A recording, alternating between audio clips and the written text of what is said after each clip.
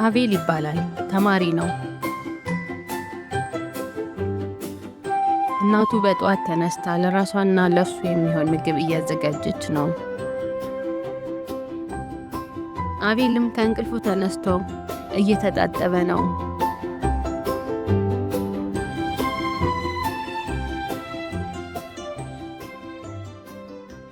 ከዛም ልብሱን ለብሶ ከእናቱ ጋር ቁርስ ይበላል።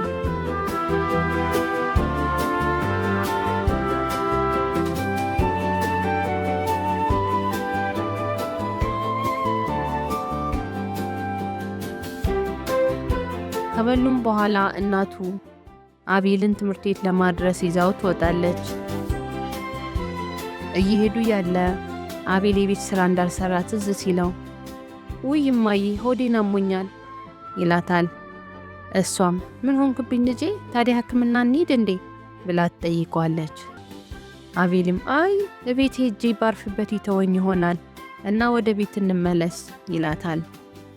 እናቱም መታመሙን ስላላመነችበት እንዲህ ትለዋለች። ግን እኮ አቤልዬ አሁን ካልታከምክ በሽታ ወደ ጭንቅላት ይወጣል። ከዛም ወደ ሆስፒታል ሄደ ትልቅ መርፌ ነው የምትወጋው ብላ ገና ሳትጨርስ አይ እማዬ ተይው በቃ በደንብ አላመመኝም እኮ ደህና ነኝ፣ በቃ ትምህርት ቤት ብሄድ ይሻለኛል ይላታል።